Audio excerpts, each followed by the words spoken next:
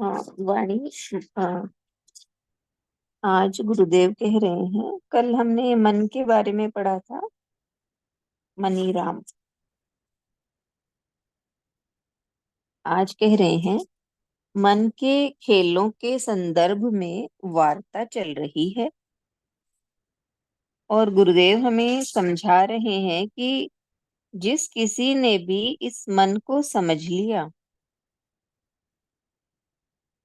मन को जान लिया, वह प्राणी अपने मन से परे भी जा सकता है, या यूं कहें कि मन का पार पा सकता है।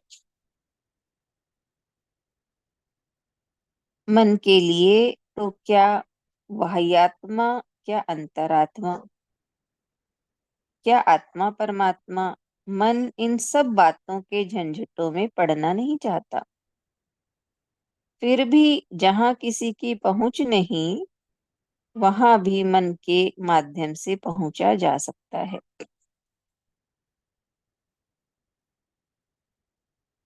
फिर भी जहां किसी की पहुंच नहीं, वहां भी मन के माध्यम से पहुंचा जा सकता है। एक और मन जब अपनी चंचलता का प्रभाव दिखलाता है, तो प्राणी का हाल बेहाल हो जाता है। दूसरी ओर मन जब पूरी तरह शांत हो जाता है, अपने अस्तित्व का भाव अपने अस्तित्व को भाव विशेष में लीन कर खुद के सुध-बुध खो बैठता है, तो समाधि की अवस्था का बोध भी दे जाता है। इसके लिए आवश्यकता है मन को समझने की, समझाने की, न कि उसके साथ जोर जबरदस्ती करने की। बाबा बलदेव ने मन के बारे में बड़ा ही सहज और सुंदर सा उपदेश हमें दिया कि दौड़ने वाले के पीछे दौड़कर क्यों थकते हो। तुम तो शांत होकर अपने स्वरूप में लीन हो जाओ। दौड़ने वाले के पीछे दौड़ोगे तो थक जाओगे। इस मन की दौड़ सीमित है, स्वयं ही वापस लौट आएगा। व्यर्थ क्यों परेशान हो रहे हो। मन की दौड़ सीमित है, स्वयं ही वापस लौट आएगा। व्यर्थ क्यों परेशान हो रहे हो। क्योंकि हाँ, आगे आएगा। एक और जहां महर्षि पतंजलि कहते हैं कि चित्त की वृत्तियों का निरोध ही योग कहलाता है। चित्त की वृत्तियों का निरोध ही योग कहलाता है।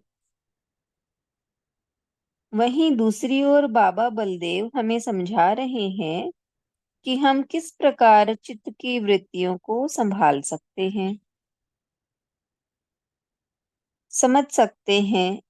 क्योंकि निरोध के द्वारा, अवरोध के द्वारा या फिर विरोध के द्वारा जब कभी भी मन को वश में करने का प्रयास किया गया, मन कुछ ऐसी प्रतिक्रिया प्रस्तुत करता है कि मन स्वयं ही बेहाल नहीं होता, बल्कि शरीर को भी बेहाल कर देता है। इसलिए बड़ा ही सहज सरल मार्ग है मन की गतिविधि का, मन की गति का अवलोकन, मन की सीमा का अवलोकन। मन वहीं तक पहुंच पाता है जहां तक उसका पूर्व अनुभव है, उससे आगे उसकी पहुंच नहीं। मतलब मन ने मन क्या क्या सोच सकता है,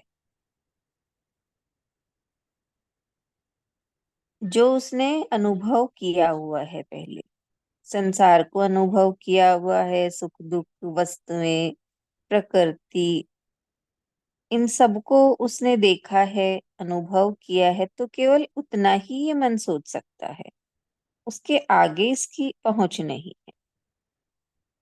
तो मन वहीं तक पहुंच पाता है जहां तक उसका पूर्व अनुभव है, उससे आगे उसकी पहुंच नहीं है। हम शांत होकर देखें और समझें कि आखिर मन दौड़ क्यों रहा है और इसकी दौड़ कहाँ तक है। प्रथम तो हम पाएंगे कि मन दौड़ता इसलिए है कि हम मन की ओर ध्यान ही नहीं देते। वास्तव में मन हमारा ध्यान अपनी ओर आकर्षित करने के लिए दौड़ भाग करता है। इसीलिए तो मन को बालक की संज्ञा दी गई है। जैसे छोटा बच्चा अपने माता पिता से बातें करना चाहता है, किंतु वे अपने आप में मस्त हैं, व्यस्त हैं, बच्चे की ओर ध्यान नहीं देते, तो बच्चा दौड़ भाग करके उनका ध्यान अपनी ओर खींचना चाहता है। जैसे ही माँ बाप बच्चे से बात करना शुरू करते हैं, उसका दौड़ना रुक जाता है। वह वार्तालाप के लिए तैयार हो जाता है। यही हालत मन की भी है। घुमक्कड़ बालक की तरह मन इधर उधर निरर्थक चक्कर काटता रहता है। जैसे ही इसे पता लगता है कि कोई उसे देख रहा है, उसकी समस्त गतिविधियों का निरीक्षण परीक्षण कर रहा है, तो वह सतर्क हो जाता है, खिटक सा जाता है, उसकी दौड़ रुक सी जाती है। यह एक यथार्थ है कि मन उसे ही नचाता है जो मन की ओर ध्यान नहीं देता, मन को समझता नहीं, जानता नहीं। इतना ही पढ़ती हूँ। गुरुदेव ने हमें मन के बारे में बताया कि जो अपने मन को समझ लेता है, जान लेता है, वो प्राणी अपने मन से परे भी जा सकता है। तो यही बताया है कि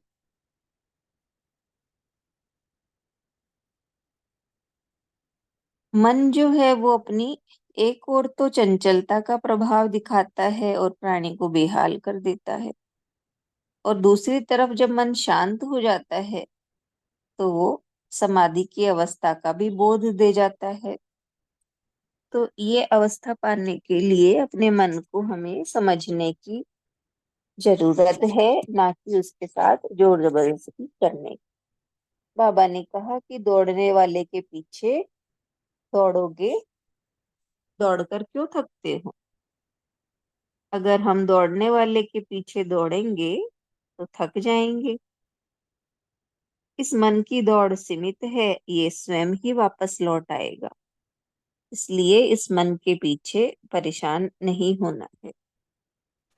और बाबा ने हमें बताया है कि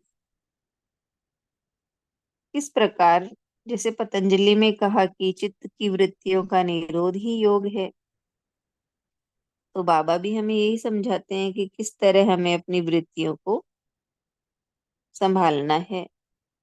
वो ये नहीं कहते कि निरोध, अवरोध, विरोध के द्वारा मन को वश में करें। इसका परिणाम तो गलत ही होता है।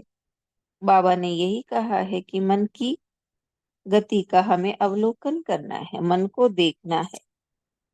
और तो मन का अवलोकन करेंगे तो मन रुक जाएगा, भाग दौड़ छूट जाएगी। जैसे छोटे बच्चे, उसके माता पिता व्यस्त हैं तो उनकी तरफ, उनका ध्यान अपनी तरफ खींचने के लिए वो भाग दौड़ करता है बच्चा। और जैसे ही माता पिता उससे बात करने लगते हैं तो वो बच्चा रुक जाता है। तो ये मन दौड़ ही इसीलिए रहा है कि हम उसकी ओर ध्यान नहीं देते। तो बस यही कि अगर हम अपने मन की ओर ध्यान देने लगेंगे तो ये मन भागेगा नहीं, रुक जाएगा। हरि